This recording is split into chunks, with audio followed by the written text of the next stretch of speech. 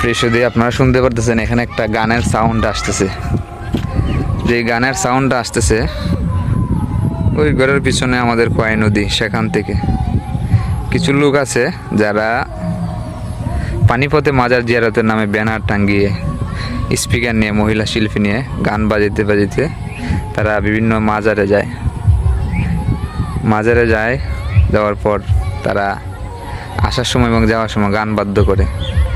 এগুলোর সাথে কোনো ভালো মানুষ নাই। যদি আমরা লক্ষ্য করি তাহলে দেখা যায় যে সেখানে কিছু মানুষ আছে যারা ইয়াং জেনারেশনের কিছু ছেলে, আর এগুলাকে লক্ষ্য করে কবর জিয়ারতের নাম দিয়ে, মাজার জিয়ারতের নাম দিয়ে কিছু লোক গানবাদ্য করার কারণে কবর জিয়ারতকে অনেক মানুষ ফতোয়াবাজি করে নিষিদ্ধ করতেছে। অথচ আল্লাহর হাবিব সাল্লাল্লাহু আলাইহি ওয়াসাল্লাম বলেছেন, কুনতু নাহাইতুকুম আন জিয়ারাতিল কুবুর আল-আন ফাজুরুহা।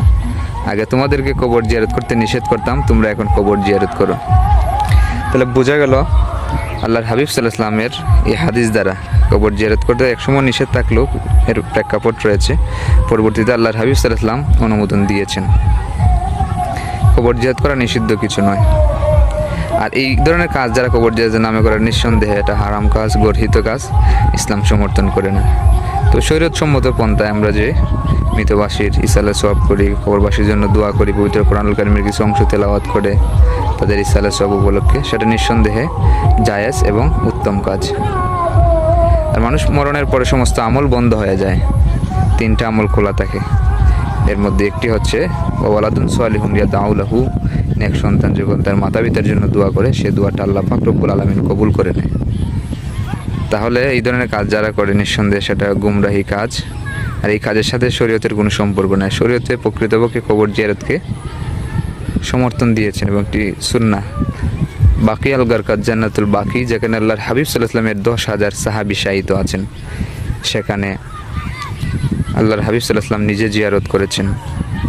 আর এটা হচ্ছে এই বাউন্ডারির, এটা হচ্ছে আমাদের কবরস্থান, এটা হচ্ছে ঈদগাহ। সেই কবরস্থানটা আমরাও জিয়ারত করি প্রত্যেক, যখন আমাদের সামনে সুযোগ আসে সেই মুহূর্তগুলোতে আমরা কবর জিয়ারত করি। বিকেলবেলা যখন এদিকে আসি তখন আমরা কবর জিয়ারত করি। আমাদের অনেক আত্মীয় স্বজন, প্রিয় মানুষ এখানে শায়িত আছেন। আল্লাহ পাক রব্বুল আলামিন সবাইকে জান্নাতুল ফেরদৌস নসিব করুন।